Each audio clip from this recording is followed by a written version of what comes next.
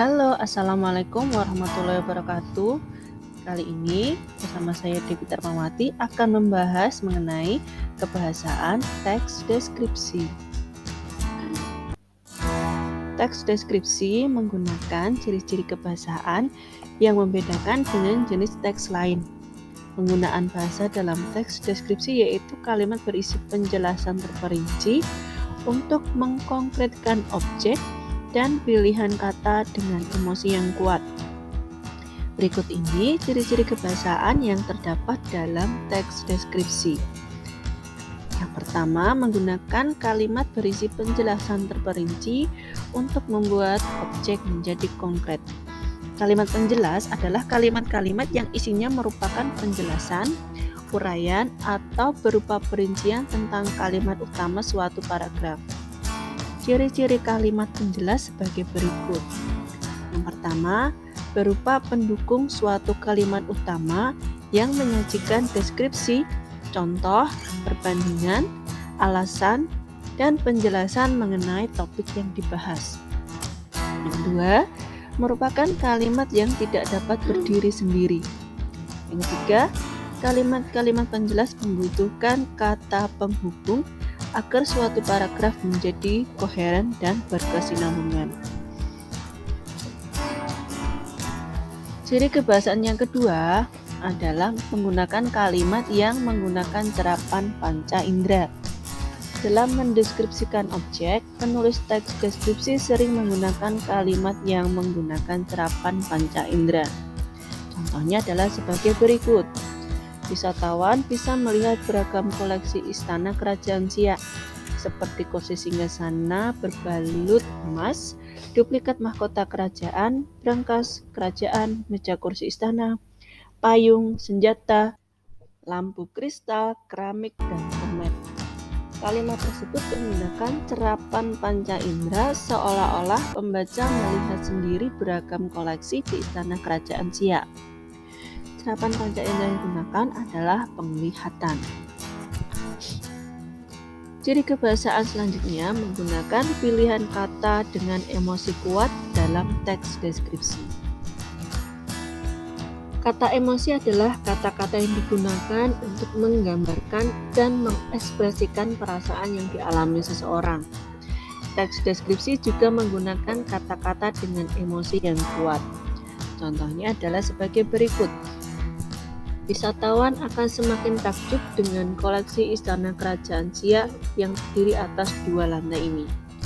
Kalimat tersebut menggunakan kata emosi, yaitu takjub. Kata takjub merupakan ekspresi perasaan seseorang saat melihat objek, baik orang, benda, pemandangan, maupun peristiwa yang dialami orang lain. Yang selanjutnya, penggunaan kata berimbuhan. Imbuhan adalah bunyi bahasa yang ditambahkan pada sebuah kata di awal, akhir, tengah, atau gabungan antara ketiganya untuk membentuk kata baru. Imbuhan digolongkan berdasarkan posisi penambahannya itu sebagai berikut. Yang pertama awalan, ada me, di, ter, pe, per, se, dan ber. Kemudian yang kedua sisipan, ada er, em, dan in. Yang ketiga akhiran, ada kan, an, i, man, wan, dan wati. Sedangkan yang terakhir adalah konfiks, ada bean, kean, dikan, dan memperkan. Contoh awalan, misalnya yang persatu adalah kata memasak. Dari kata dasar masak ditambahi imbuhan awalan me. Begitu juga untuk penceramah dan bermain. Contoh akhiran misalnya, masakan buatanmu ini enak sekali. Dari kata dasar masak dikasih akhiran an menjadi masakan. Begitu juga untuk lukisan, tangisi, dan ratapi. Sedangkan contoh imbuhan sisipan dari al, contoh perkataan celoreng dari kata dasar coreng. Berikut juga perkataan kelangkang, carucuk, gigi, kemuning, dan gementar. Selanjutnya, ini contoh dari konfiks, yaitu gabungan antara awalan dan akhiran. Tanggal 17 Agustus adalah hari kemerdekaan Republik Indonesia. Kata kemerdekaan dari kata dasar merdeka dikasih imbuhan ke-an menjadi kemerdekaan. Begitu juga untuk kepentingan, keanggotaan, dan keangkuhan.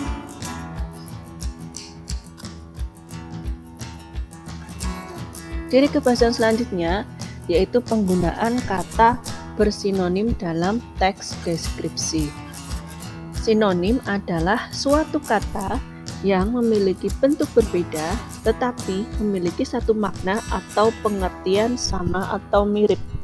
Contohnya, pemandangan sama dengan panorama, melihat sama dengan menyaksikan, elok sama dengan indah.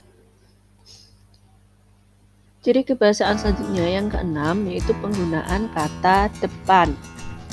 Kata depan atau preposisi adalah kata yang menandai berbagai hubungan makna antara konstituen di depan preposisi tersebut dengan konstituen di belakangnya.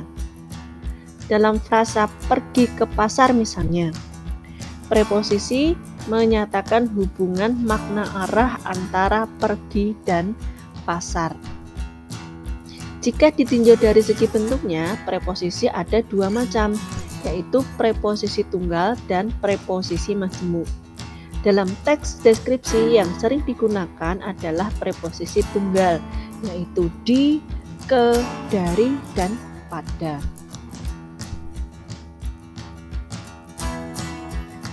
Ciri kebahasaan yang terakhir adalah penggunaan huruf kapital.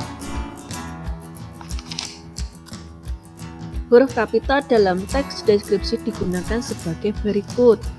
Yang pertama, huruf pertama unsur nama orang, termasuk julukan. Misalnya, Devita Rahmawati. Huruf pertama menggunakan huruf kapital. Begitu juga dengan nama Almira. Yang kedua, huruf pertama nama bangsa, suku bangsa, dan bahasa. Misalnya, bangsa Indonesia, suku bangsa Dayak, suku bangsa Melayu, Arab, Eropa. Itu huruf kapital di awal kata. Kemudian selanjutnya huruf pertama nama tahun, bulan, hari, dan hari besar atau hari raya. Misalnya bulan Agustus. Agustus huruf pertama pakai huruf besar atau huruf kapital. Begitu juga dengan hari Jumat, hari gandungan. Selanjutnya yang keempat, huruf pertama nama geografi. Misalnya dataran tinggi Dieng, pantai Posi-Posi, Jawa Barat, Jawa Tengah, pantai Sanur. Itu huruf pertama memakai huruf kapital. Kemudian selanjutnya huruf pertama nama geografi yang digunakan sebagai keterangan suatu budaya atau kekhasan daerah. Misalnya songket Palembang, batik Pekalongan, batik Madura, tarian Sulawesi Selatan.